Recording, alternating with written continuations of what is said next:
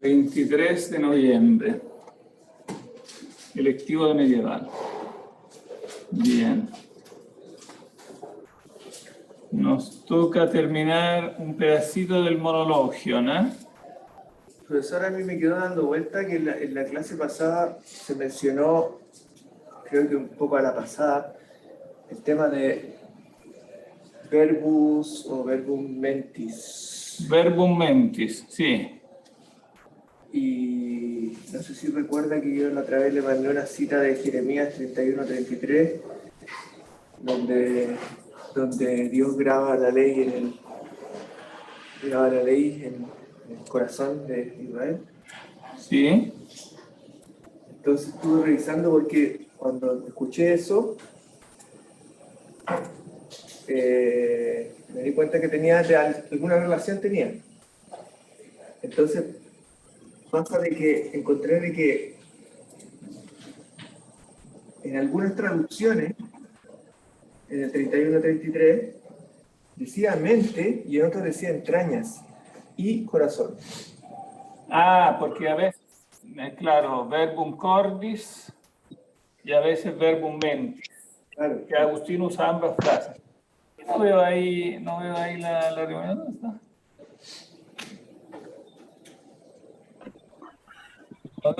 ¿Dónde está? Ah, ahí veo un numerito que dice 3. Hay 3 conectados, pero no veo la pantalla.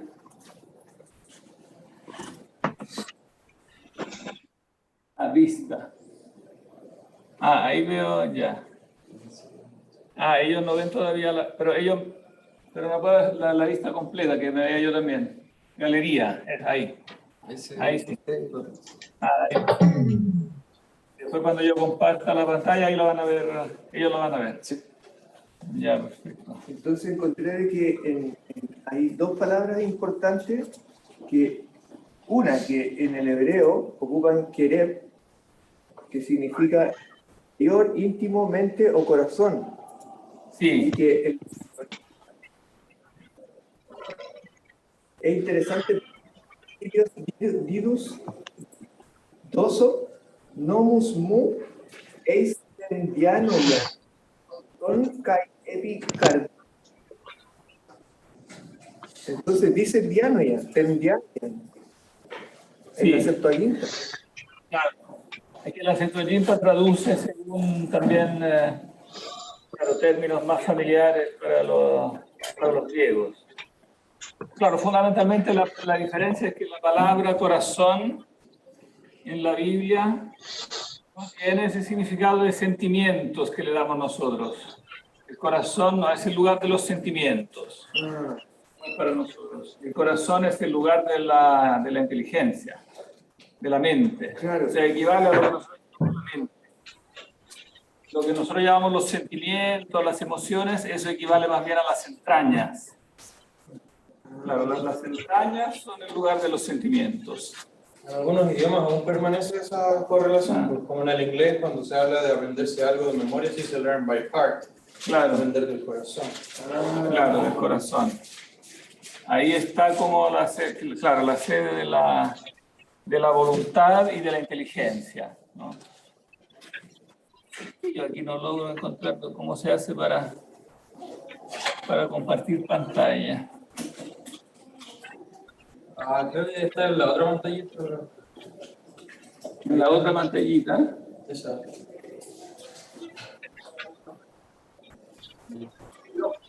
Aquí tengo Yahoo, pero no encuentro.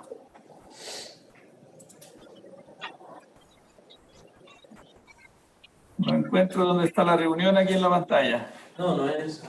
Está acá. Ah, en esa. Ahí sí que está compartiendo. Habría que preguntar a los compañeros. Ah, ahí está compartiendo. Ah. ¿Alguien? No, pero yo desde la reunión tengo que decirle compartir pantalla. Pero no encuentro dónde es que habría reunión.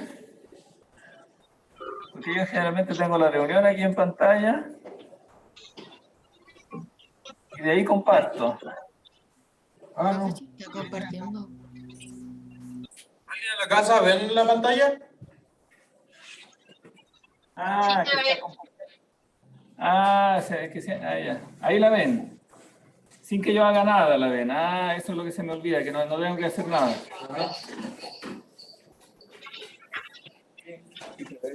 Ahí se ve, claro. Se ve la pizarra. Ahora se ve la pizarra porque me da la pizarra. Ya. O sea, me da la pizarra. Y ahí deberían ver. No, ¿por qué no ven eso? Ah, cambiaste algo ahí.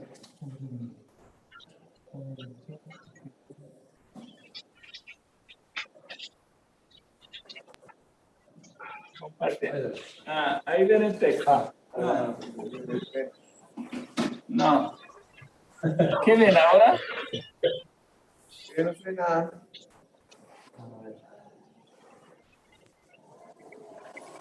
Ahí sí. Está cargando.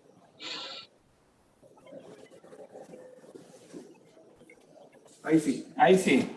Se ve chiquitito. Habíamos dicho que hay que conectar, a pesar que los capítulos entre medio, entre el 12 y el 28, son importantes porque hablan de las características de la esencia divina, pero son fáciles. Así que se los dejé como tarea para la casa. Y vamos a conectarlo directamente con estos del 29 al 34, donde se dice que la palabra del Espíritu, o sea, del Espíritu Divino de Dios, no es otra cosa más que Él mismo, ¿no? O sea, que hay una consustancialidad, una única realidad. Él es consustancial y que ambos no constituyen dos espíritus, sino uno. Terminemos entonces ese concepto que es importante, que conecta el verbo de la mente humana, ¿no?, al verbo divino. Y ahora quiero pasarlo del lado del español. ¿Quién quiere leer? Yo puedo leer si quieres. ¿Puede leer? Ya, perfecto. ¿Se ve? ¿Se ve? Está medio corrido. Un poquito más grande. Ahí. Ahí sí. Desde el... Aquí del 29.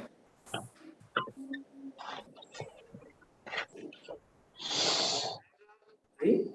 Lee directamente el texto, porque el título ya lo leí. Entonces, Monologion, capítulo 29. Ya. Después de haber examinado con cuidado todo lo que la razón nos ha enseñado acerca de las propiedades de esta naturaleza, creo que es tiempo de tomar por tema de meditación su palabra, por la cual todas las cosas han sido hechas. En efecto, como todo lo que hemos podido afirmar anteriormente, está apoyado en la fuerza invencible de la razón. Nos vemos obligados a someter a un examen riguroso esta palabra porque ha demostrado que es el mismo espíritu sobre... Ahí va, hay que moverlo. Soberano. Soberano. ¿Lo podemos ver más? ¿Por qué? ¿No se ve? Aquí se me ve más corto.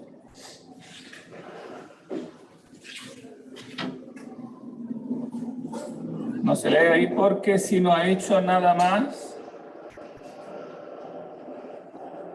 Que por sí mismo, y si todo lo que ha hecho está de esta manera, ha sido hecho Por esta. por esta palabra. ¿Cómo podría esta ser otra cosa que lo que él mismo es? Además, los principios, ya hemos expuesto, prueban invenciblemente que nada ha podido jamás ni puede existir excepto el espíritu creador y la criatura. Ahora, del número de las cosas creadas... No, ahora bien, es imposible. Ahora bien, es imposible que la palabra de este mismo espíritu sea del número de las cosas creadas, puesto que todo lo que existe ha sido hecho por ella. Ella, en cambio, no puede haber recibido el ser de sí misma, porque nada es creado por sí mismo, ya que todo lo que es creado es posterior al principio que le crea, y nada es posterior a sí mismo. Hay que concluir, por tanto, que esta palabra del Espíritu Supremo, no pudiendo ser criatura, no es otra cosa que este Espíritu mismo. Finalmente, esta palabra no puede ser considerada más que como la inteligencia de este Espíritu. inteligencia con la que comprende todo, que es en efecto para él hablar. ¿Qué es en efecto para él hablar una cosa en este lenguaje si no es comprenderlo? Porque no es como el hombre y nunca dice más que lo que comprende. Por tanto, si la naturaleza soberanamente simple no es más que su inteligencia, como es idéntica con su sabiduría, es igualmente necesario que no sea otra cosa más que su palabra. Pero como ya se ha demostrado anteriormente con claridad que el Espíritu Supremo es solamente uno y bajo los aspectos individual, síguese... Y bajo todos los aspectos... y bajo todos los aspectos individual, síguese con todo rigor que su palabra es consubstancial, de suerte que no son dos, sino un solo espíritu. Claro, más que individual, dice individuo, que sería indivisible, o sea, uno. Bajo todos los aspectos es uno, ¿no?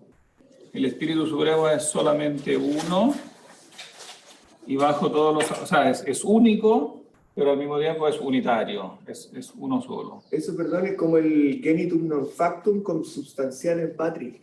Claro, la palabra es del Concilio de Nicea, ¿no? Consubstanciales, del 325. Pero, cuando dice en la página 237, porque nada puede ser creado por sí mismo, ya que todo es creado, todo lo creado es posterior al principio que lo crea y nada es posterior a sí mismo. ¿Eso también aplica al principio Dios? ¿Él no es creado por sí mismo? Claro, Él no es creado por sí mismo. Sino que es como necesario nomás. No es claro, es solamente, es necesario, claro. No puede ser causa de sí mismo.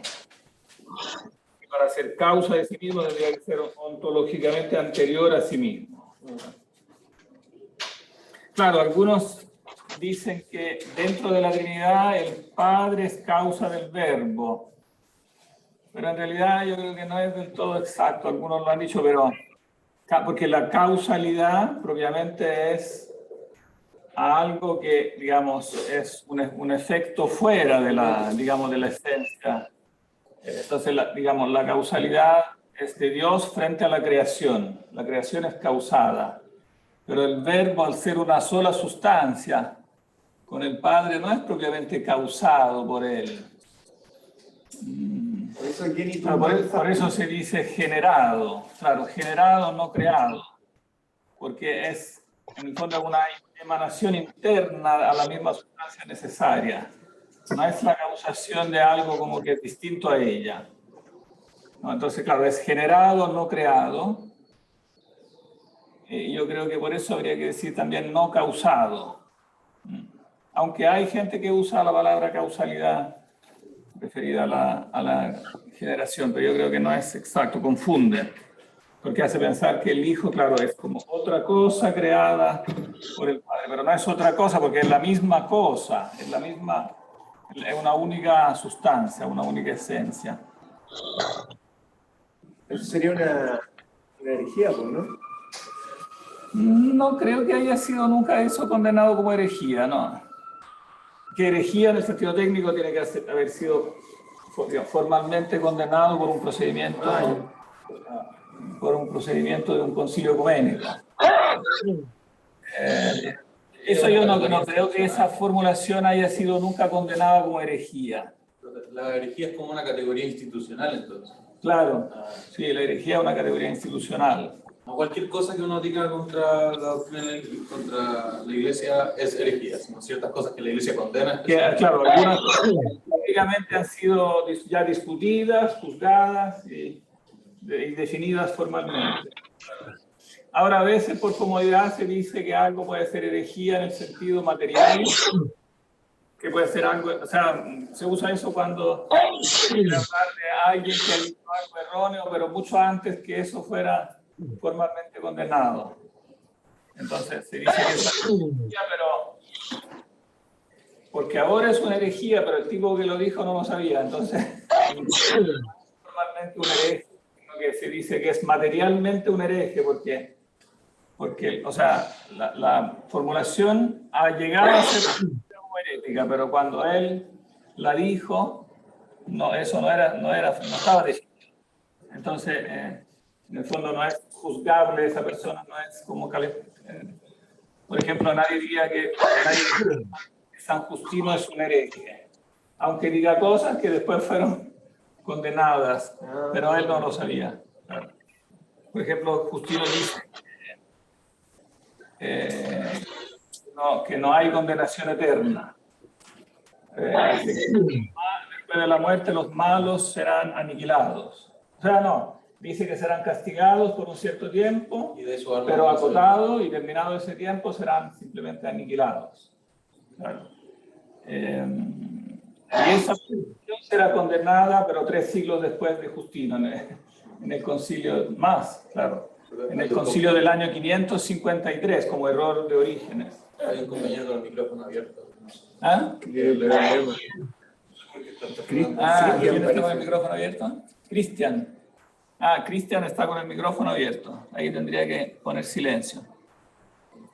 Está con alergia, parece. Por ejemplo, C.S. Lewis, que defiende esa misma teoría, si fuera católico podría ser definido hereje en eso, pero como no es católico tampoco formalmente...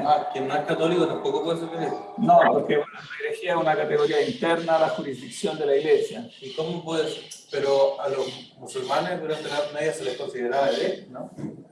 La herejía, porque ese es un caso particular, claro, pero también, digamos, tampoco, es una forma amplia de hablar, porque no eran herejes en el sentido jurídico, formal, real de la palabra. Simplemente porque... Se consideraban herejes, o más bien dicho, algunos los consideraban herejes porque consideraban que el Islam era como una rama del cristianismo. Y entonces que en el fondo ellos se habían separado. Pero en realidad eso es una manera como amplia de hablar, porque los islámicos no eran formalmente cristianos, no eran... Pero creían en el mismo Dios abrámico. Claro, se puede decir que son una rama, digamos, de la religión que viene del judaísmo y del cristianismo, pero... Los musulmanes, por ejemplo, no consideran, dentro de las categorías de herejía que ellos tienen, que no me acuerdo cuál era el término que ocupan ellos, kafir, algo así, sí. Un cristiano o un judío o cualquier persona que crea en un Dios monoteísta, especialmente en el Dios abrahámico, es un musulmán que no se da cuenta que es musulmán, ¿no? O sea, que no es como parte de la religión, solo que no se da cuenta de ello. Por eso los musulmanes, ¿cómo se llama? No consideran, no ven en mala forma a los católicos o a los cristianos, los ultra islámicos de hoy en día sí, pero se pueden casar con gente católica, gente cristiana, gente judía, porque es considerado como simplemente una variante. Como una variante, claro. Claro, como una variante, como una especie de cisma, claro, sí. Pero claro, pero formalmente, desde el punto de vista católico, como los islámicos no son parte formalmente de la iglesia visible, entonces un islámico no podría ser llamado a responder por herejía, digamos, delante de un tribunal católico, sería jurídicamente absurdo, ¿no? Entonces, claro, una categoría jurídica que se refiere a la iglesia visible. Dentro del texto, profe, San Anselmo está tratando de argumentar la necesidad de la Trinidad cuando habla del verbo, o está racionalizando la verdad revelada. O sea, está diciendo que es necesario. No está hablando de la verdad revelada, no. Claro, está hablando de la verdad de la razón. Entonces, para él es necesario que exista la Trinidad, el verbo, el Padre. O sea, una distinción entre estos dos, pero sustancialmente lo mismo. Claro, sí. Claro, no está diciendo exactamente que que se puede decir que es una persona, una hipóstasis en el sentido que lo dice el dogma de Nicea, pero que en el fondo hay un aspecto que sí se puede mostrar racionalmente de eso. O sea, que efectivamente este verbo existe y es consustancial al Padre y tiene estas características. O sea, hay una serie de aspectos de él que se pueden demostrar con la razón. Claro, porque todo eso vale para todo el libro, ¿no? Que lo ha dicho al comienzo, solamente se refiere a cosas que pueden demostrarse con la razón. Entonces no se refiere a la teología revelada, sino que se refiere a lo que después, con un término moderno, se llamará la teología natural. Todavía no se inventa esa, no, es como de la Edad Media tardía, pero es lo que después se llamará teología natural. Hasta el día de hoy se llama así, teología natural, que es diferente a la teología revelada, pero que puede confirmar ciertos aspectos de la teología revelada. Entonces aquí el punto central es que como Él crea, pero no crea de ninguna otra cosa, no solo puede crear por sí mismo, entonces crea por su propio verbo, y este verbo entonces no es otra cosa que Él mismo, tiene que ser sustancialmente Él mismo, si no habría otro principio al lado de Dios, que no es Dios. Terminemos toda esta sección, se podría leer toda junta, esto del 3, porque son capitulitos. El 31 es un poco más largo, pero no es difícil, el 32. Conviene leerlos todos de una. ¿Quién quiere seguir? Yo puedo leer. Ya.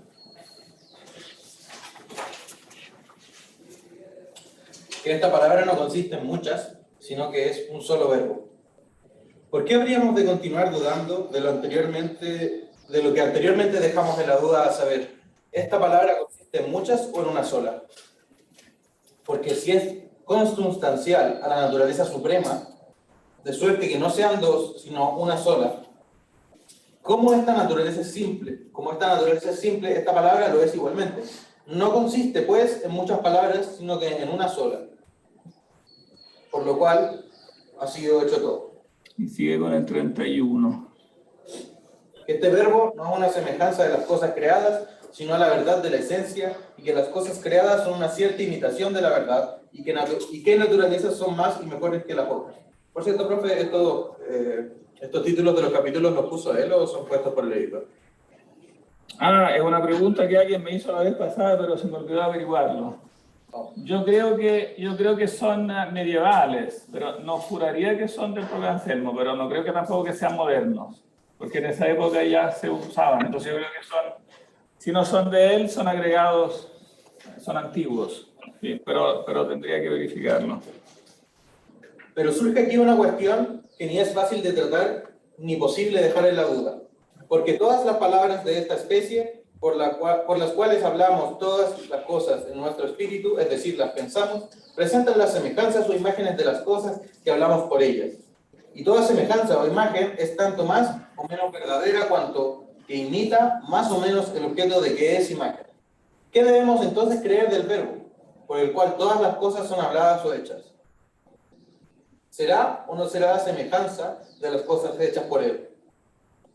Si él mismo, en efecto, es la verdadera y perfecta semejanza de las cosas variables, no es consubstancial a la suprema inmutabilidad, lo que no se puede admitir. Si no es la semejanza perfecta, sino por lo menos una semejanza cualquiera de las cosas variables, no puede ser tampoco el verbo absolutamente verdadero de la verdad suprema, lo que es absurdo. Si, por otra parte, no tiene semejanza alguna con las cosas variables, ¿cómo han sido hechas en su imagen? Quizás disipemos toda la oscuridad sobre este tema si hacemos notar que en un hombre vivo, la verdad del hombre está en él enteramente. Pero en un retrato no hay más que la semejanza o imagen de esta verdad. Igualmente, la existencia real está en el verbo, cuya esencia es de tal modo superior que el ser le pertenece en cierto modo a él solo. Pero en las cosas que, comparadas con él, no existen, por decirlo así, y que sin embargo han sido hechas por él, y según él, debe verse una especie de imitación de la esencia suprema. Así pues, el verbo de la verdad suprema, que es él mismo, la suprema verdad, no admite en sí ni aumento ni disminución, por su mayor o menor semejanza con las criaturas, mientras que, por el contrario, lo que es creado goza necesariamente de una existencia tanto más real y en tanto más superior a lo demás.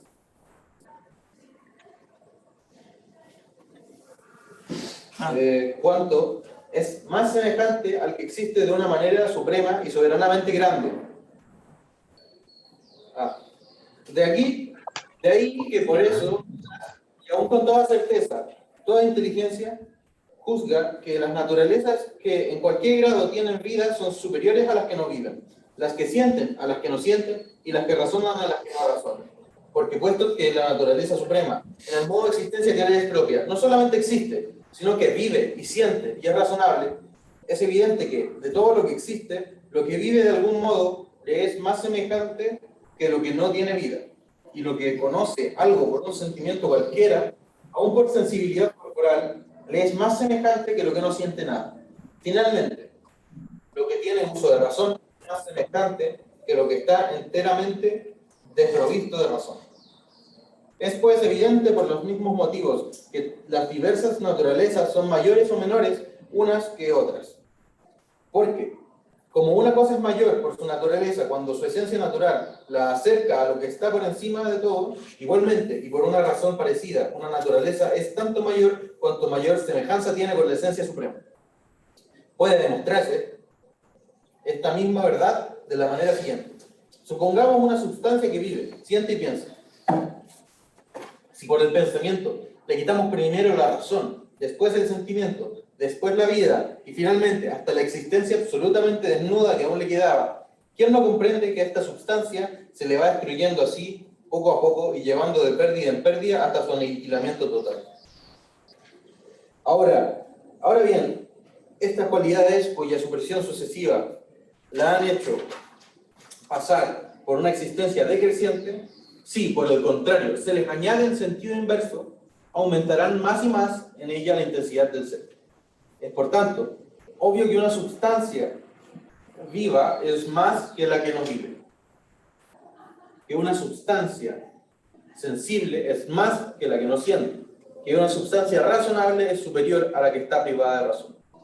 No se puede dudar, por tanto, que toda esencia es tanto mayor y preferible a las otras cuanto más semejante es a esa esencia suprema, elevada por encima de todo lo demás. Así, queda suficientemente demostrado que no hay en el verbo que ha hecho todas las cosas ninguna semejanza de las mismas, sino una esencia verdadera y simple. Y que, al contrario, en las cosas creadas no hay esencia simple y absoluta, sino apenas una imitación lejana de esta verdadera esencia, de donde se sigue necesariamente que este verbo no es más o menos verdadero según su semejanza con las cosas creadas, sino que las cosas creadas ocupan un lugar tanto más alto y son de una esencia tanto más digna cuanto más se acercan a ese verbo. Sí, aquí resumo un concepto muy importante. ¿Quién podría resumirlo? A mí me gustaría destacar que creo que hay un tema delicado en el tema de lo semejante, la similitud, de que hay que pareciera como que puede dejar abierta que uno pueda creer que tengan que parecerse las cosas a ese verbo. Y que las cosas tengan que parecerse a ese verbo, pero entre el verbo, el concepto y las cosas no hay ninguna semejanza. O sea, la semejanza podemos hacerla nosotros entre los conceptos que nosotros nos fabricamos, pero el verbo tiene una semejanza de otra calidad, tiene otro tipo de semejanza. O sea, claro, pero sobre todo lo que insiste es que la semejanza, claro, existe, pero no está en el mismo nivel. O sea, no es que se parezcan las criaturas al verbo como el verbo a las criaturas, no es recíproca. claro.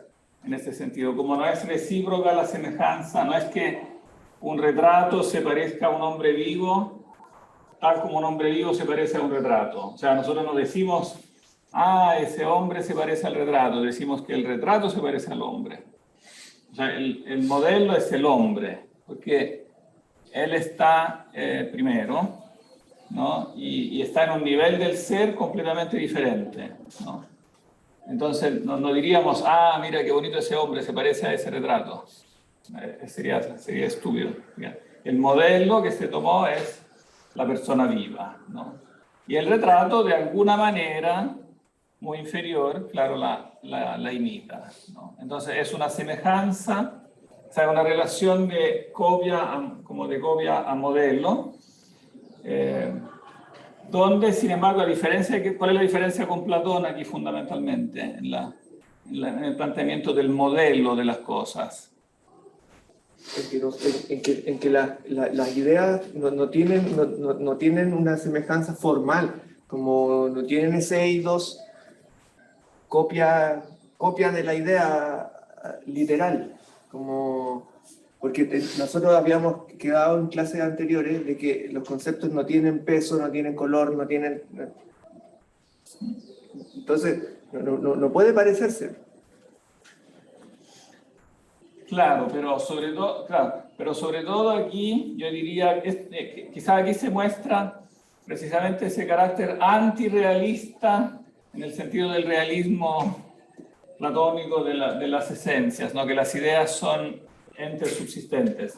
Claramente no hay ciertos entes subsistentes como inferiores a Dios, pero en el cielo, en otra dimensión, a los que las cosas se parecen, ¿no? No hay modelos de las cosas en el sentido de ideas como que subsisten y funcionan como modelos de las cosas, sino que hay un único modelo. Claro, el único modelo de las cosas es la esencia divina, que el verbo contiene. En ese caso, por ejemplo, podríamos conducir la semejanza por el lado trascendental. Por ejemplo, en que es uno, en que es un ente, en que es bueno, en que es verdadero, en que... Claro, esta esencia suprema que funciona como modelo tiene una serie de atributos que se le pueden demostrar que tiene. Claro, que es una, que es buena, que es bella, que es verdadera, que es racional, ¿no? Y entonces, en base a ese modelo que tiene la esencia suprema, después se puede construir como una escala de seres que se le parecen más o menos, ¿no? O sea, todos los seres se parecen a un único modelo, no hay diferentes modelos, pero se le parecen según diferentes grados. Hay diferentes grados de semejanza. Ahí podría, por ejemplo, engarzarse el tema de la gradación, por ejemplo, que se veía más claro en Santo Tomás, de que hay niveles de perfección. Una piedra es más simple que una planta. Claro, hay diferentes perfecciones que se pueden agregar y entonces eso hace, claro, parecer más la cosa a la esencia suprema. Entonces, claro, todas estas perfecciones están como sumadas en la esencia suprema, pero pueden ser imitadas de un modo gradual, ¿no? Entonces, una piedra puede tener el ser sin necesidad de tener la sensación, sin necesidad de tener inteligencia. Simplemente por tener el ser se parece a la suma esencia, si viene en un grado más bajo. Si tiene la sensibilidad, se parece en un grado más alto. Si tiene la inteligencia, en otro. Y entonces se puede entender así por qué hay un solo modelo, ¿no? Pero al mismo tiempo este modelo puede ser modelo de criaturas en diferentes grados. Claro, hasta llegar a niveles que son, por ejemplo, amor, misericordia, piedad. Claro, cuanto más se parece a la suma esencia, entonces más la criatura es alta en el grado del ser. Y eso hace entonces que, claro, que las ideas en el sentido de especies y géneros, claro, no son evidentemente entes subsistentes, sino que son esa relación, no, son entes virtuales que expresan esa relación entre la esencia suprema y las esencias creadas, ¿no? Bueno, ahora lo repetí según la fórmula de Tomás, pero en este caso puede ser perfectamente usada para explicar este texto, ¿no? Simplemente explicita lo que aquí está explícito. O sea, que hay muchas ideas, sí, pero que son las ideas no entes reales, sino entes lógicos que expresan la relación entre la esencia suprema y cada una de la esencia creada. Pero virtualmente son algo y son muchas, ¿no? Hay muchas ideas, si bien son entes meramente virtuales. Y eso lo agrego yo, pero también de alguna manera está implícito acá, o al menos se puede sacar de alguna manera de acá. Se puede aplicar esto también al verbo de la mente humana. O sea, eso que se aplica al verbo divino, que es uno solo, ¿no? Que contiene virtualmente todas las perfecciones, también se puede aplicar al verbo de la mente humana. Porque él también es uno solo, ¿no? Como nosotros siempre lo insistimos en el curso, que en el fondo hay una sola idea que es principio, la idea, digamos, la idea del ser, que es principio de todas las demás ideas.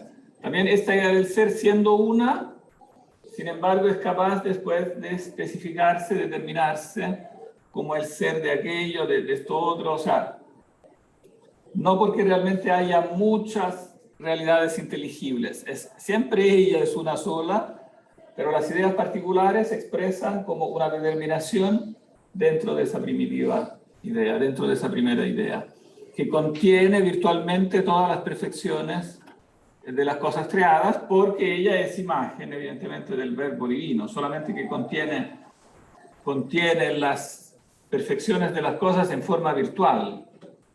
Y esta virtualidad puede ser actualizada, pero solo mediante la experiencia. Entonces, se necesita efectivamente la experiencia para como actualizar lo que en la idea primitiva, que es indeterminada, está solo virtualmente presente. O sea, en la idea del ser está virtualmente presente la idea del león.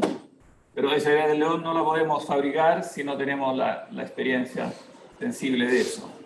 Pero cuando tenemos experiencia podemos reconocer como que esa perfección estaba de algún modo incluida en la idea del ser, ¿no? Que la idea del ser permitía eso. Entonces, eso explica por qué hay como una sola idea de base que puede determinarse en ideas como específicas y genéricas. Y que, digamos, pero que esta idea de base no es algo que se asemeje a las cosas, ¿no? En el sentido de que ella pueda provenir de las cosas, sino que la relación es al revés, tal como en el verbo divino, también en el verbo humano. Por eso el verbo humano no es algo que podamos como sacar de las cosas, porque ninguna cosa individual particular cumple con toda esa infinitud y perfección que tiene la idea del ser en general. A pesar de que hay personas que sacan teorías onomatopéyicas, por ejemplo. ¿Cómo onomatopeya? Que eso tiene ese nombre porque suena parecido, por ejemplo. Que suena parecido. Claro, por ejemplo, un platillo le llaman en inglés crash.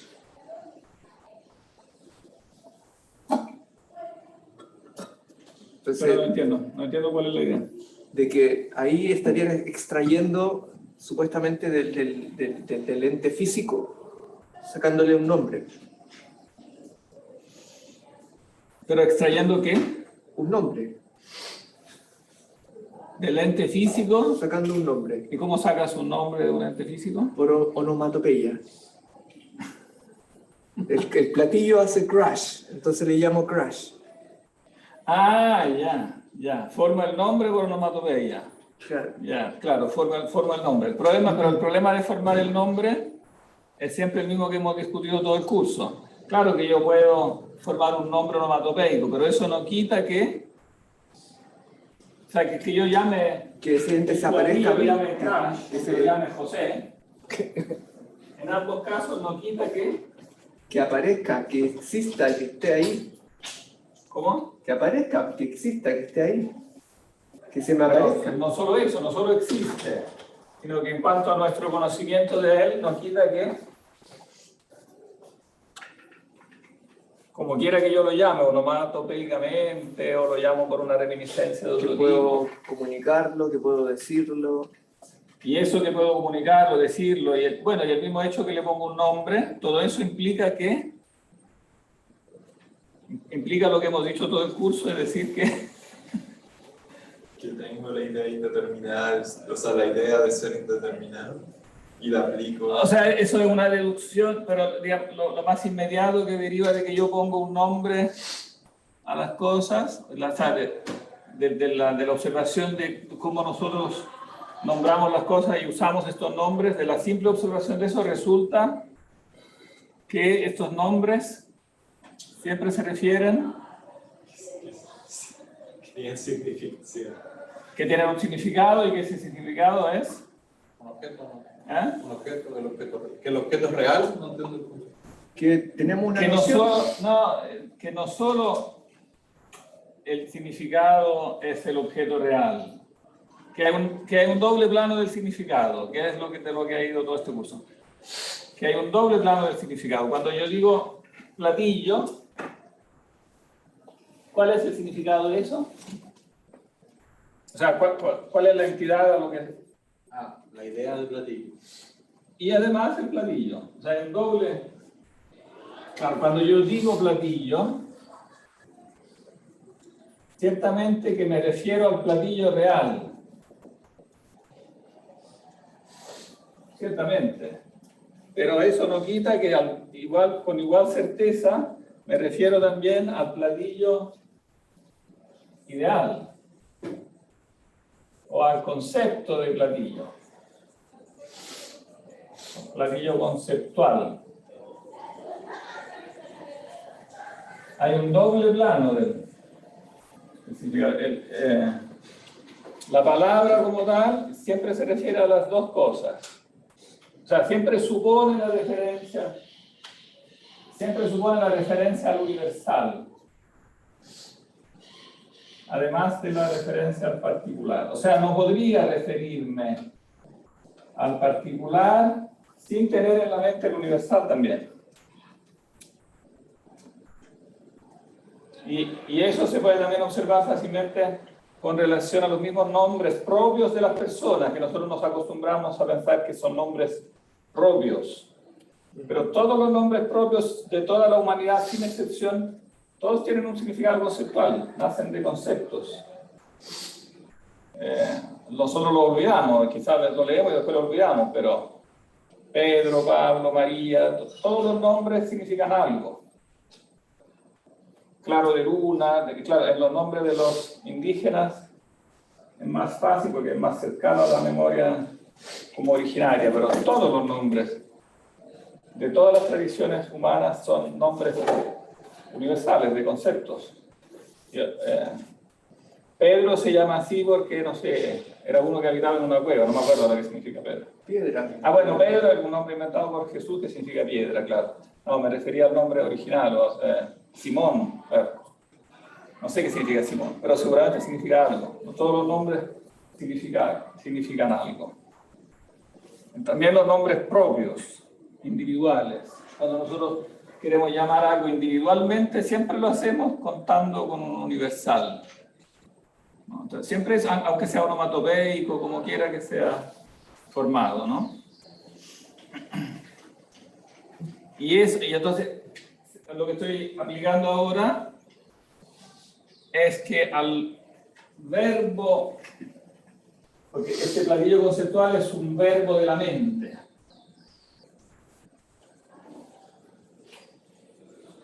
La manera como agustiniana de llamar el concepto, pero que después tendrá éxito. También Santo Tomás usa eso, también se siguió usando. Este verbo de la mente, llamarlo verbo, o sea, bueno, en castellano lo hace un poco exótico, ¿no? Pero en el fondo, en el original, verbo significa simplemente palabra. Es la palabra de la mente, por contraposición a la palabra física, a la palabra como signo. El verbo de la mente es el significado, ¿no?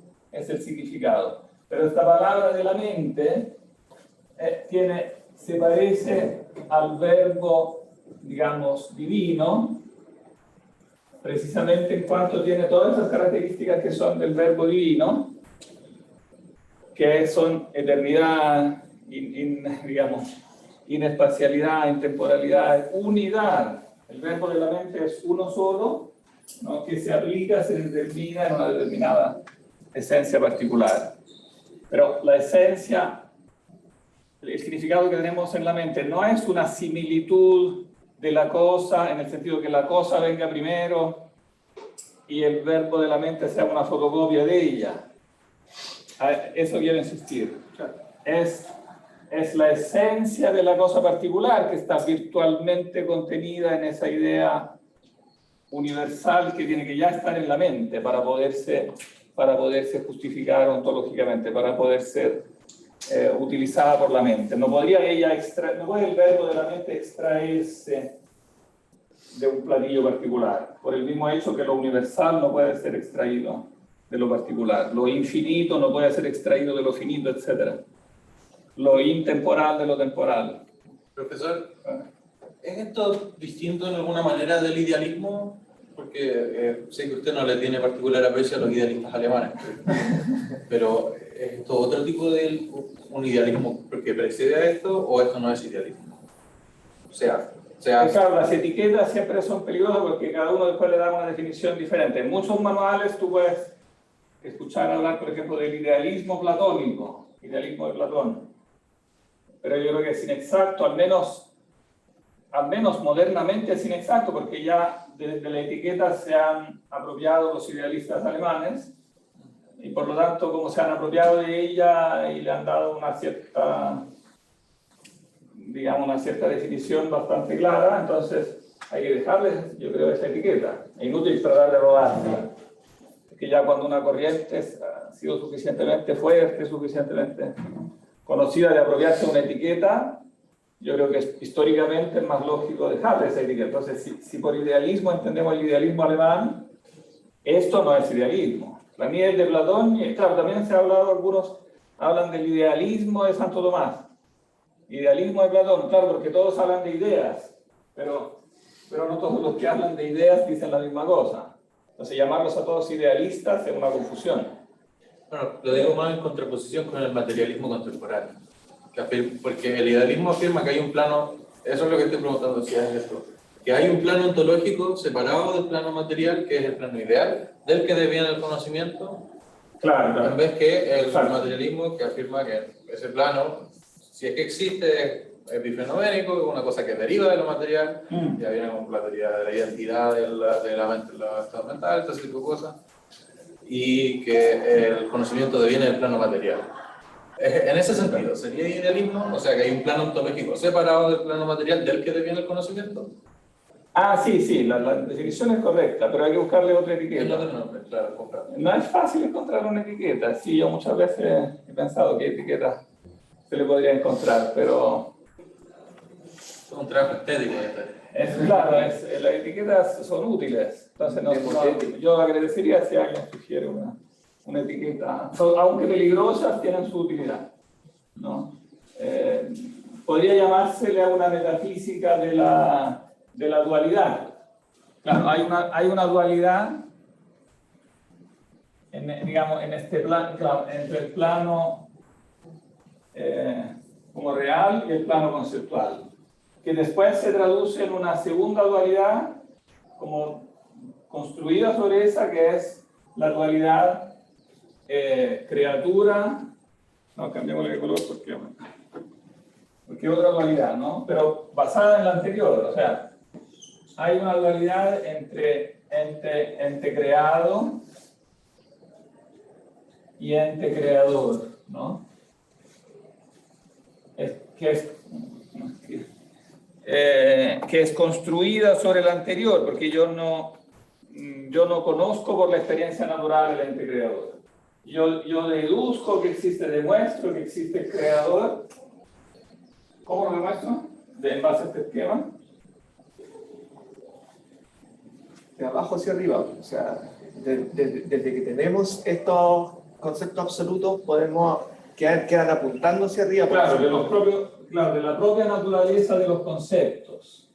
Del concepto particular al concepto primario, y del concepto primario deduzco porque es absoluto, intemporal, etc. Entonces deduzco que existe el ente supremo que cumple con todas estas características realmente. Entonces es, claro, una metafísica que tiene este aspecto doble, digamos del doble plano, ¿no? El plano entre ente real y ente conceptual, y el plano, la diferencia entre ente creado y ente creador.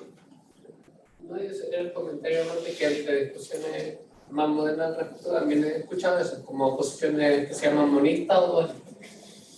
Es que yo no lo llamaría dualismo, porque claro, como es dualidad, algunos dicen es dualismo, pero no, son dos cosas diferentes. Yo aquí distinguiría, la verdad que hay que prender la pizarra. Yo no lo llamaría dualismo, sino dualidad. Porque el dualismo es una etiqueta que ya se usa para otra cosa. ¿Para qué se usa el dualismo? Es que en el dualismo quizás las cosas estarían como a la misma, tendrían el mismo peso. Claro, el dualismo propiamente indica una doctrina de los dos principios, donde hay dos, no simplemente dos niveles de la realidad, sino dos principios igualmente eternos, dos principios igualmente necesarios. Nosotros vimos una doctrina dualista, por ejemplo, ¿ah? Como más declaradamente dualista. ¿Cuál es la doctrina más dualista que vimos? Lo que veíamos con Platón. ¿Ah? Me acuerdo de lo que veíamos con Platón, que parecía como tratar la materia como un principio como diferente al individuo. ¿No? Sí, claro, en Platón hay siempre como algún resto de dualismo, sí, a pesar que él se esfuerce por superarlo. Pero ¿cuál es la doctrina más abiertamente dualista que tratamos el semestre pasado? ¿El maniqueísmo? Claro, el maniqueísmo. Claro, el maniqueísmo es una doctrina abiertamente dualista, ¿no? Donde se dice abiertamente que hay dos principios, uno del bien y otro del mal. Pero Platón también, claro, siempre conserva, aunque intenta superarlo, porque se da cuenta que no funciona. Pero al querer justificar la dualidad, claro, al querer dar una última justificación a la dualidad que plantea, últimamente también termina recurriendo al dualismo, principalmente en las doctrinas no escritas, cuando habla del uno, que todas las cosas vienen del uno y de la díada indefinida. Esta díada indefinida es como otro principio al lado del primer principio, que justifica en el fondo que del uno procede una multiplicidad. Y por eso también justifica el origen del mal, porque de esta multiplicidad en el fondo después se genera lo que es el mal, ¿no? La división, el mal. Entonces, claro, no se le puede dar una misma etiqueta que a la filosofía cristiana, porque la filosofía cristiana tiene esta dualidad y sin embargo rechaza netamente el dualismo, ¿no? Tiene esta dualidad manteniendo la doctrina del único principio, ¿no? Hay un único principio, pero una dualidad de realidad. Claro, porque se podrían detectar zonas, niveles, pero en realidad son uno. ¿Qué cosas son uno? Porque trabajan en conjunto y son coherentes, y son necesarios. Estas dos dimensiones. Claro. Pero no diría que son uno, son dos. O sea, hay una efectiva dualidad. Hay dos niveles. Hay dos niveles, pero no están en conflicto. Claro, trabajan juntos. Claro, no están en conflicto. Uno está hecho para finalmente armonizarse con el otro, ¿no? O sea, el nivel creado, la criatura, está hecha para armonizarse con el creador, para unirse con él, ¿no? Sobre todo a través de cuál es el factor esencial de la unión entre la criatura y el creador. ¿A nivel cotidiano o a nivel espiritual? No, como a nivel cósmico. O sea, dentro de la economía de la creación hay un factor. La pregunta está hecha de un modo un poco tramposo, un poco vago, pero es para que traten de adivinar. ¿Cuál es el factor dentro de la creación que es el factor clave que lleva a esta unión entre la creación y el creador? Bueno, además del hecho básico que la creación se parece, o sea, evidentemente hay un factor estructural, que la creación ontológicamente se parece al creador, el creador es su modelo, ¿no? Pero eso es como el factor inicial, estructural, diríamos, estático.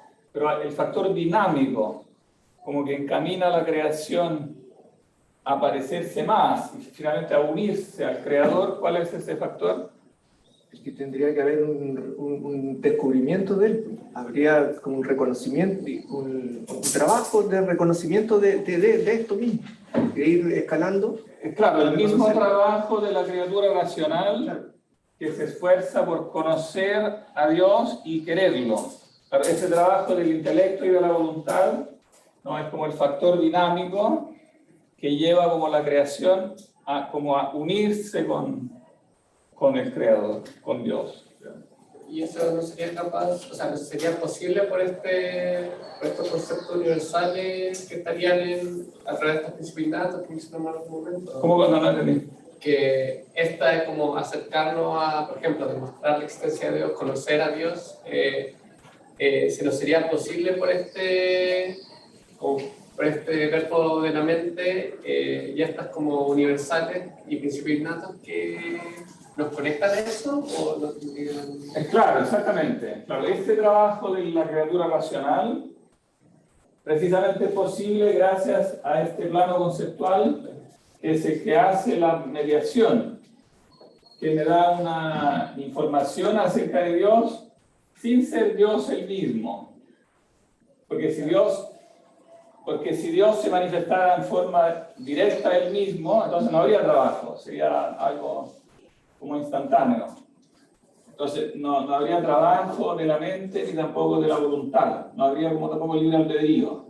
El libre albedrío es posible por este conocimiento conceptual, que es un conocimiento veritativo pero dificultoso, que nos obliga a, o sea, tenemos ciertos criterios de verdad, pero la conquista de la verdad es difícil y sembrada como de errores, etc. Entonces, claro, hay, sí, el medio de descubrir la verdad, pero a través de un trabajo, ¿no? Entonces, eso es lo que permite precisamente el ejercicio de la inteligencia y de la voluntad de la criatura como para acercarse a Dios voluntariamente, no acercarse a Dios así como automáticamente, sino que hacerlo siendo como sujeto, siendo como responsable de esa búsqueda, empeñándose en ese trabajo.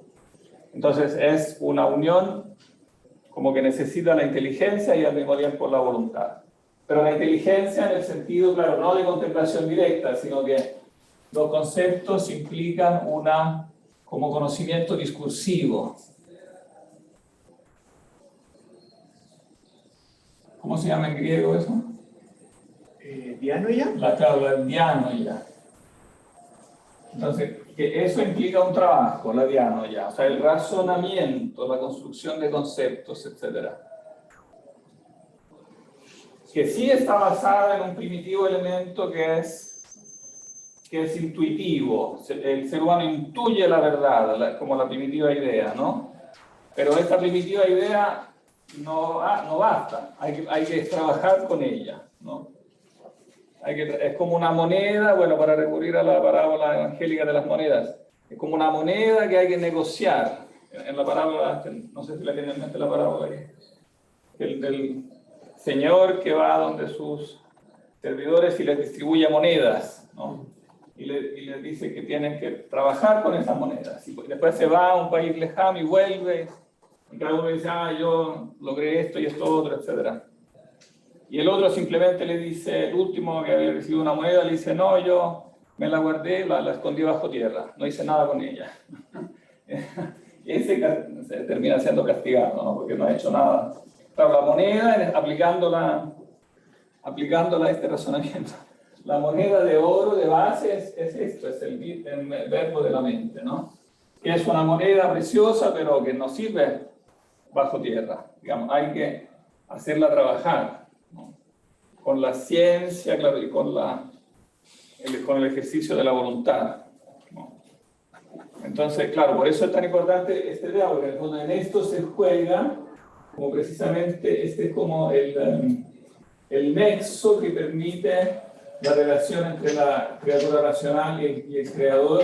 Por lo tanto, si no se entiende la naturaleza de ese nexo, o si se descalifica ese nexo, se pierde precisamente el punto, como el motor clave, el punto clave de toda la aventura del mundo.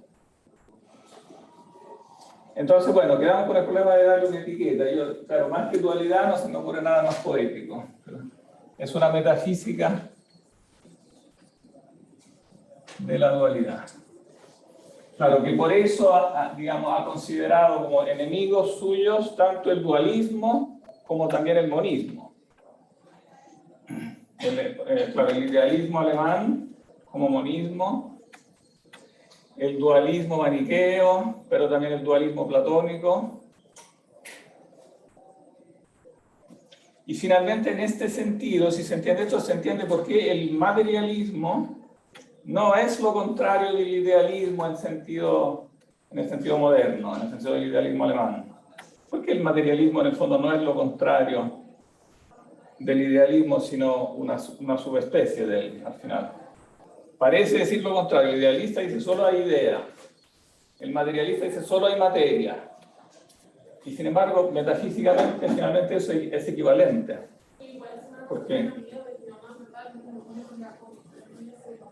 Porque como que la palabra cambia, pero la esencia metafísica es la misma. Como que reconstruye todo de nuevo, pero en un plano que le llama material. Pero lo que pasa es que están las palabras, las cosas, los conceptos, pero borró los conceptos, entonces se queda con palabras, cosas, y empieza a trabajar como a un nivel que supuestamente sería puramente material, pero los conceptos sencillamente no lo está considerando. Pero o sea, claro, es un plano único. Si no se distinguen los conceptos metafísicamente como otro modo de ser completamente distinto, entonces tenemos un único grado de ser, ¿no? Ya no tenemos dos grados del ser, si no tenemos dos modos del ser, tampoco tenemos dos grados del ser. Entonces lo que tenemos es un monismo, hay un único nivel del ser. Uno puede decir, bueno, pero son igualmente opuestos, porque para los unos este nivel del ser son las ideas, y para los otros es la materia. Pero en realidad no es así, porque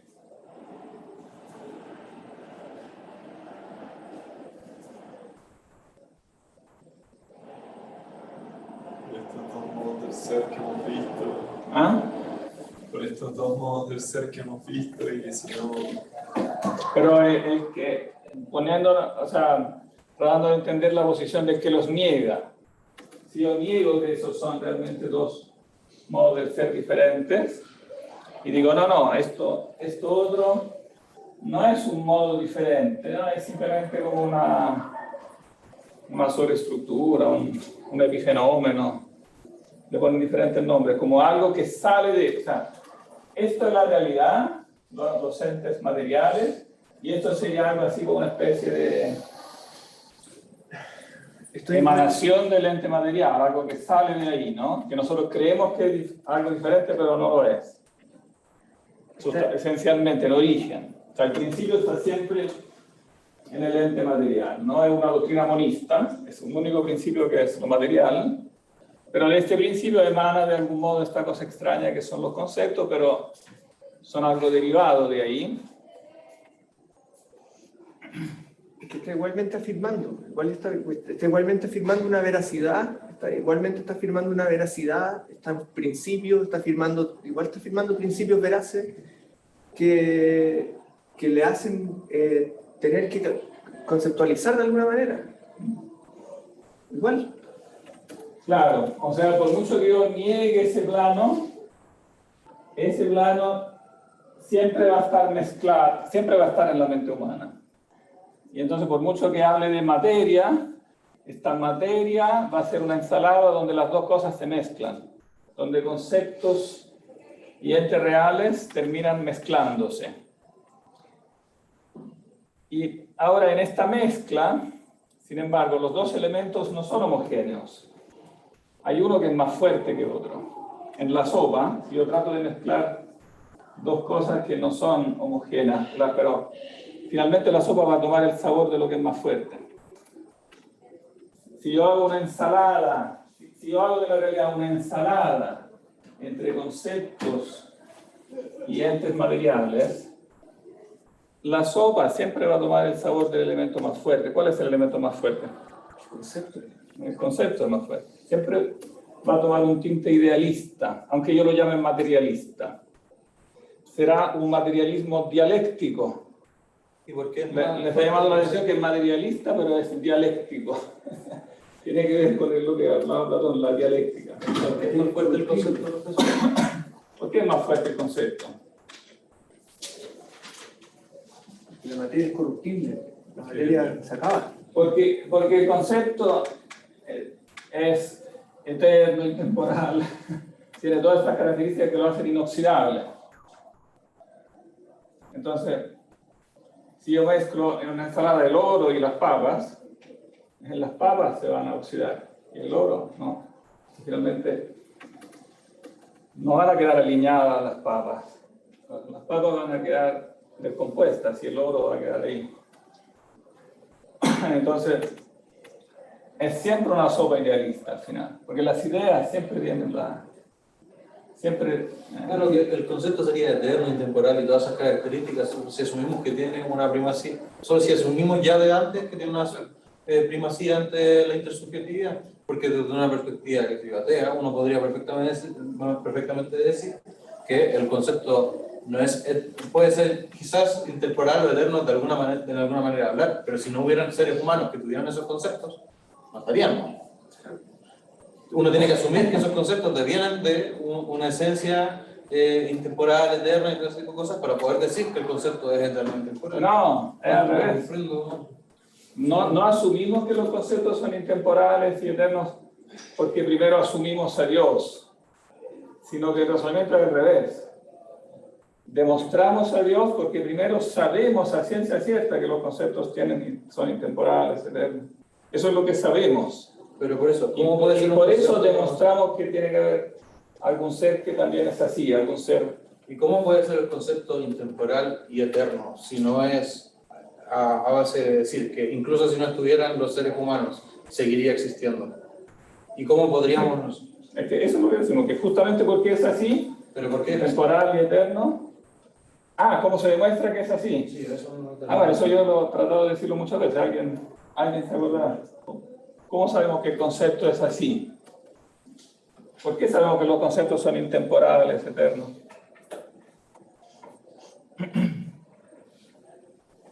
Porque así se nos da. ¿Y cómo lo sabemos que así, o sea, cómo lo podemos verificar? Porque estamos hablando de conceptos que tienen más de 1000 años. Que la discusión no es si tienen más de 1000 años, la discusión es si son eternos. Eso no tiene nada que ver, porque un concepto puede tener más de 1000 años, pero si uno dice se acaba la humanidad, uno podría perfectamente concebir que el concepto ya no esté, porque ya no hay nadie que lo pueda conceptualizar. En el caso, la edad del concepto no indica la eternidad del concepto. Una cosa puede ser muy vieja, pero puede ser... Es que el concepto, el punto es que no tiene edad del concepto, no hay manera de darle una edad. ¿Cuántos años tiene el concepto de triángulo? Claro, no tiene esa dimensión temporal. Bueno, resumiendo, porque ya nos acercamos, Pero resumiéndolo un poco, es que la demostración es simple. El concepto es eterno, porque si tú niegas eso, te contradices. La negación de eso es contradictoria. Viola directamente el principio de la no contradicción, dándole una edad al triángulo, al concepto de triángulo.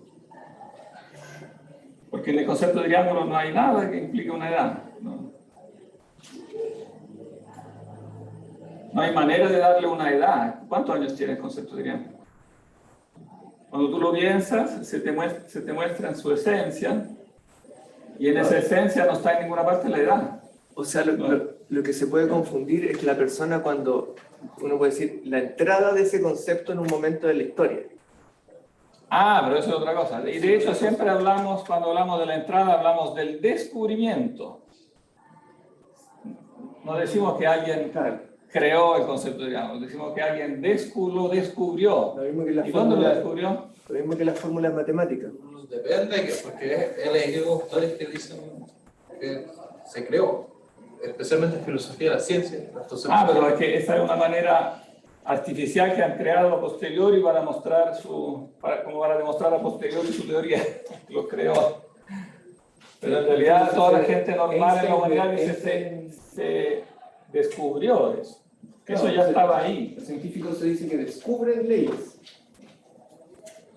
No, no todos, especialmente la filosofía de la ciencia, no todos. Porque la filosofía de la ciencia tiene el a priori contrario, entonces piensa demostrar su a priori inventando un giro de palabra que lo justifique. Es que no veo cómo esto es diferente de eso. Porque realmente lo que quiero saber es cómo podemos conseguir que el concepto sea eterno sin asumir de llano ya que si no hubieran personas, este concepto estaría aún así. O sea, si no hubiera nadie que lo pudiera Porque tú tienes conceptualizar. que mirar al concepto en sí mismo, no a partir del a priori que, si tú partes del a priori que el concepto es un epifenómeno de la mente humana, obviamente ya lo tienes demostrado por petición de principio. Ya tomaste por petición de principio que el concepto de triángulo es un epifenómeno de la mente de Pitágoras. Y entonces dices, el concepto de triángulo tiene tal número de años, antes no existía. ¿Por qué no lo pensaba Pitágoras? Porque tú tomas como presupuesto que para existir necesitaba la mente de Pitágoras. Pero precisamente ese supuesto no está justificado en ninguna parte, porque tú, para juzgar a la esencia del triángulo, tienes que mirarla a ella en sí misma. Tienes que ponerla delante de tu mente, ella sola, y ver si ella sola en alguna parte tiene algún elemento que suponga el tiempo, que suponga que eso se pueda, ella como esencia inteligible, alterar. Es que parece que como nosotros venimos de una formación tradicionalmente ilustrada, tenemos incorporado ese esquema, lo traemos como grabado, la visión materialista del universo como una cosa material, y nosotros como individuos liberales, como individuos. Entonces eso nos hace pensar de que siempre primero es la materia y después la conciencia es un epifenómeno. Entonces esa es la idea. Sí, pero Yo no diría que eso es la ilustración, porque lo ilustrado era cualquier cosa menos materialista. Pero me refiero a su bueno, había ilustrados materialistas. a su Sí, devenir, pero ahora del materialismo moderno, la ilustración no es definitivamente... Porque las grandes consecuencias de la ilustración filosóficamente fueron idealistas. Los filósofos eran sí, idealistas. por supuesto, pero me refiero a lo que de ahí se desprendió. Porque nosotros somos Sí, la modernidad. Sí, pero eso es una ingenuidad muy antigua. Es la forma ingenua de ver el problema, como lo que nosotros percibimos, o sea, digamos, los primeros conceptos que formamos son de las cosas materiales, son conceptos, pero nosotros en esa fase no nos fijamos en la existencia de conceptos, nos fijamos en las cosas de las cuales son conceptos. Como las primeras cosas que conceptualizamos son cosas materiales, es como el error más antiguo de la humanidad pensar que entonces el conocimiento no es más que un epifenómeno. El conocimiento, la primera teoría del conocimiento claramente dice eso, el conocimiento es sensación, se explica en base a principios materiales. Claro, lo que pasa Se es que explica el concepto, cuando se pasa a examinar el concepto con algo que está en la mente distinto a lo que está en el ente externo, se le intenta explicar con otra cosa material parecida que está de alguna manera en nosotros. Dicen los presocráticos que entendemos el fuego porque hay fuego en nosotros. Lo semejante se conoce con lo semejante. Siempre una explicación de tipo materialista, porque el ente material es lo primero en que el conocimiento humano se fija, porque usa ese verbo de la mente primeramente, en un sentido histórico, para conocer el ente material. Entonces es lógico que después piense que lo primero que se le ocurra cuando construye una teoría del conocimiento es pensar que los conceptos son epifenómenos de esos mismos, son como desarrollos, transformaciones de esos mismos entes materiales. Entonces, claro, es el materialismo de los ilustrados, en realidad es una vuelta al antiguo materialismo de los presocráticos, que no veía otro plano de la realidad que eso, porque es el primer plano de la realidad que necesariamente la humanidad conoce. en ese escenario hace falta, como yo veo que hace falta a veces hacer ejercicios de verlo a la inversa y ver que el verbum mentis, el verbo de la mente, puede perfectamente proyectar la materia como experiencia de la conciencia. Y que lo que hay es conciencia, Claro. y que la materia es una experiencia de la conciencia. Y que lo que nosotros vamos captando y vemos como universo es lo que la conciencia capta. Claro. Es una revelación, es como una especie de revelación a la Si conciencia. si tú construyes una filosofía del único plano de realidad, ¿no? Distinta a esa de la dualidad, necesariamente no puedes escaparte de ese único plano, pero de ese único plano no puedes eliminar las ideas ni la conciencia, por decirlo de otra forma. Yo dije antes las ideas, ahora tú dijiste la conciencia, es lo mismo, ¿no? Porque la conciencia, donde aparecen también las ideas, es el dato primario que tenemos. La materia es algo hipotético de lo que podemos razonar, pero el dato primario que tenemos es siempre la conciencia y sus conceptos. Entonces, cuando tú construyes una filosofía monista, siempre necesariamente la conciencia y sus conceptos va a tener la primacía, porque eso es lo inmediatamente evidente para nosotros. Entonces, si ese es el único plano, no puedes escaparte de ese plano, no puedes escaparte de ese monismo idealista, aunque lo llames materialismo. Siempre va a ser un materialismo idealista, porque la materia de las ideas, valga la redundancia, o sea, valga el oxímoron aparente, la materia de las ideas es la que tiene fuerza. La otra, la materia externa, poco a poco se va difuminando. Lo mismo pasa con el ateísmo. Tú antes mencionaste el ateísmo. ¿Qué es el ateísmo en realidad? Cuando yo niego a Dios, logro hacerlo para, bueno, eso nos sirve como introducción a la clase de mañana, que es, digamos, la demostración de la existencia de Dios a partir de su propia esencia. Pero se puede dar aquí el entremés. Tú dices, bueno, si yo partiera de una visión atea, entonces podría decir que los conceptos no vienen en realidad de Dios. O sea, en vez de demostrar la existencia de Dios a partir del verbo de la mente, yo podría decir, no, niego que haya esto, por lo tanto tampoco hay esto, no, solamente hay materia. Uno puede decir, bueno, simplemente una opción, puedo partir de esa perspectiva y decir, no existe eso, y por lo tanto, todo esto no puede ser porque esto no existe, y hay un único plano de la realidad que es este plano real, o sea, en el sentido material, ¿no? ¿Cuál es el problema de eso? No habrían conceptos. ¿Mm? No habrían conceptos. Porque se elimina el verbo divino, que es el verbo de la mente, se elimina también el plano virtual. No podríamos mandar las cosas, no podríamos hablar. Es que, o sea, el problema es siempre el mismo.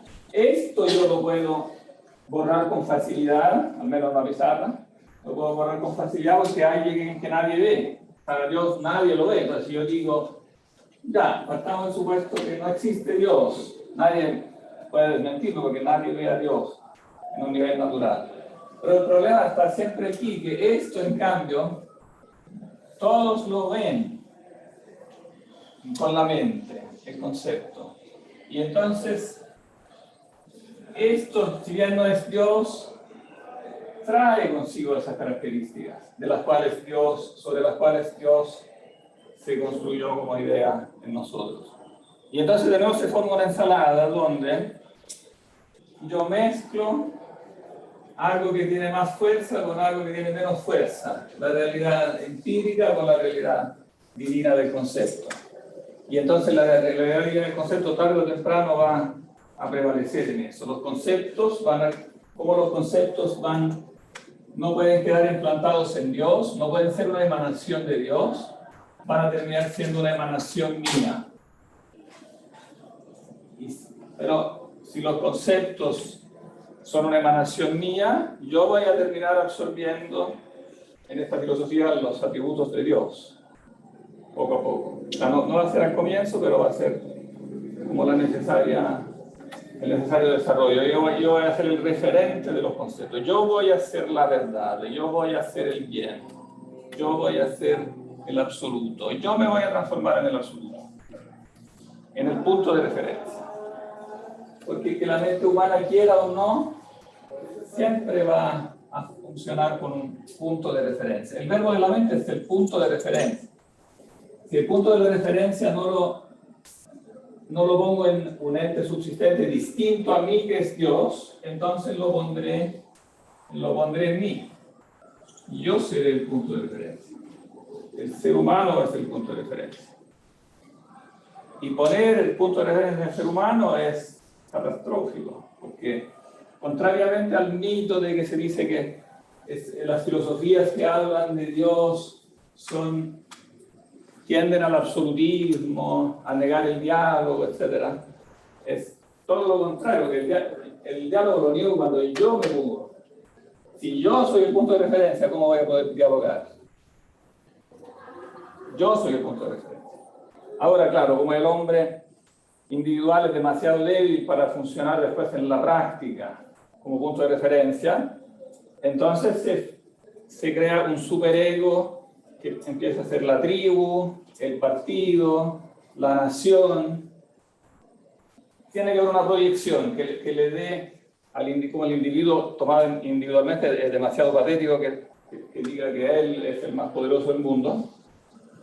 Entonces busca apoyo en algo que lo fortalezca y dirá la nación alemana o la nación china o el partido que sea, digamos, de cualquier color. Finalmente, el partido es el punto de referencia o la nación es el punto de referencia. Pero no es más que una expansión del ego, porque he puesto el centro de referencia en el ser humano y eso lleva al absolutismo, al nacionalismo, etc. No lleva al diálogo, es todo lo contrario, lleva al conflicto, necesariamente, al conflicto violento, que si yo soy el punto de referencia, entonces necesariamente voy a haber otro punto de referencia también. Voy a chocar necesariamente con otros que se ven como igualmente absolutos. Entonces, por eso que, digamos, eso es complicado, porque no puede, en el ateísmo, he eliminado a Dios. No, porque Dios no se puede eliminar, porque ¿qué es Dios esencialmente? ¿Qué expresa esa palabra Dios? El ser universal. Es el ser en torno al cual todo el resto gira. Y la mente humana funciona así, necesita un ser en torno al cual todo gire, funciona ya. Entonces, si yo no lo pongo en otro, frente al cual soy diferente y tengo que llegar con un diálogo, un adiano, y etc., si yo lo pongo en mí, digamos, no es que yo haya eliminado a Dios, sino que me he hecho a mí mismo Dios. Yo me he autodivinizado. No puedo eliminar a Dios del panorama, porque no se deja eliminar por un motivo lógico. Cuando digo la mente humana funciona así, no quiero decir que podría funcionar de otra manera. Digo que funciona así porque el principio en torno al cual gira es necesariamente absoluto. Tiene que girar en torno a ese principio, no porque ella tenga un funcionamiento especial, sino porque la mente humana es la captación de algo que la mente humana ve que es absoluto. No puede eliminar el absoluto de su panorama. Pero eso, ahí lo podemos seguir mañana, porque de eso mismo va el argumento del proslogion. ¿Qué otro texto habla de esas consecuencias, profesor? ¿Cómo? ¿Qué otro texto habla de estas? O sea, ¿esto es un desarrollo del argumento ontológico lo que está proponiendo usted ahora? ¿O? Claro, sí, digamos que una nota al margen del argumento ontológico. Sí. Entonces, esto es San Anselmo, ¿y qué otro autor lo explica mejor? ¿Qué otro autor lo explica? ¿Tú dices el argumento ontológico en sí mismo? Sí, ¿O ¿qué otro todo autor lo lo que explica? podría derivarse de él? Porque, claro, es una discusión. Más el argumento ontológico en sí mismo. Porque estaba leyendo que, por ejemplo, Santo Tomás no estaba de acuerdo con el argumento ontológico, ¿o sí? Ahí hay una discusión interesante que veremos mañana. Sí. Como primera referencia está ese capítulo de mi libro que yo subí como... No me acuerdo si lo subí a Academia o lo subí a cursos. El capítulo sobre San Anselmo. Ese habla bastante de este tema y de la relación que tiene también con Santo Tomás y con otros, con Kant y otros. A ver si lo subí. Claro, este que se llama Una Veritas Excerptum II, Anselmo. ahí habla bastante primero habla de la definición de la verdad y después habla del argumento ontológico. Y después hay un excursus sobre también la refutación de Kant que hace del argumento ontológico. O sea, una refutación de la refutación de Kant. Pero ahí en ese capítulo hay material sobre eso. Perfecto. Sí, aquí también la subí. Refutación de la refutación kantiana del argumento ontológico. Y también en el capítulo sobre Tomás, Serptum 3. Sí, es muy común decir que Tomás se opone al argumento ontológico, pero yo creo que ahí hay que hacer un par de precisiones sobre eso. Sí, no es tan fácil. ¿Y en qué parte habla Santo Tomás del argumento ontológico entonces? En la Suma Teológica, en la cuestión que dedica a la demostración de la existencia de Dios, que es el artículo 2. Hay una formulación en ese artículo que se parece a la de Anselmo, pero no es exactamente la de Anselmo, y el cambio que da ahí hace toda la diferencia. Da la impresión que él refuta no directamente a Anselmo, sino que refuta la forma en que el argumento se presentaba en el debate de su tiempo, que era un poquito, hacía un cambio que era importante. Pero eso lo podemos ver mañana. Profe, ¿Sí? ¿cuándo nos va a dar las instrucciones para el ensayo? Sí, muy pronto, sí, dentro de mañana, a más tardar. Y Lo que sí, no me ha llegado ninguna noticia de finalmente en qué fecha quedó la entrega de las notas. ¿Alguien tiene el calendario? el 16 se cierra el acta, profe. El 16. Sí. Pronto. Ya. El 16. No cambió entonces, porque quedó tal como estaba. No, no se cambió. No se cambió. Ya, ok. Ya. Sí, entonces es urgente. Sí, a más tardar mañana voy a poner la pauta. ¿Y profe? Ya, y no sabe, profe, cuál va a ser más o menos la fecha de entrega. Espera que voy a detener aquí grabación, porque así parte.